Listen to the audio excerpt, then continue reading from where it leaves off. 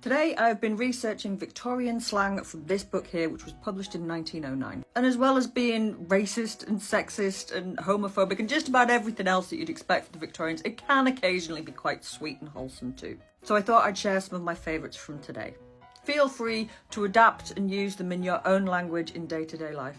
Number 1, chuckaboo. I just think that's really sweet. That is like an affectionate name that you would give to a friend, and apparently that's where we get the contraction chuck from. If you're a person in Liverpool, or actually Lancashire in general, if you call someone Chuck, that means that they're your mate. You alright, Chuck?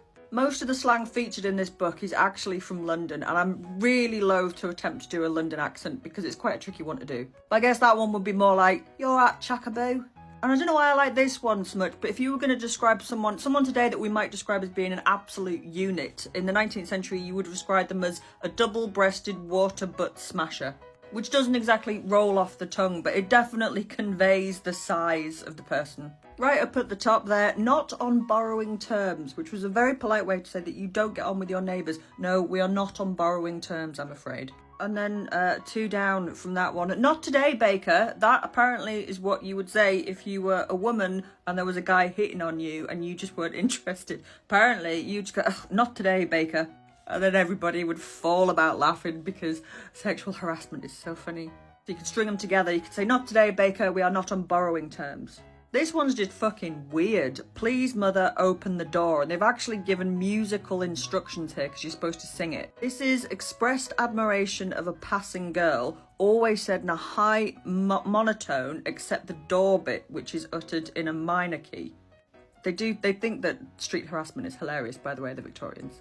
So I guess that would sound something like, please, mother, open the door. Would that be it? Please, mother, open the door. And you'd say that when a hottie walks past you on the street.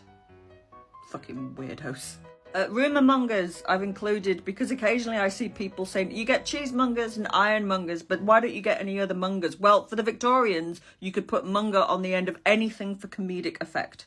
Rumourmonger is pretty self-explanatory, actually. It's somebody that starts rumours, so it's pretty good for this app, actually. It's full of rumourmongers. But they would also have things like newsmongers, somebody that tells the news. A shiftmonger was somebody who doled out shifts at work. It goes on and on and on and on. They would stick monger on the end of just about anything. I have actually seen it being used in quite rude and graphic contexts as well. And my favourite from today is this one, behind-ativeness, which it defines it very coyly as referring to the dress pannier, one of the shape with which fashion is forever varying the unnatural outline of the feminine frame. So you would say that lady has a great deal of behind-ativeness.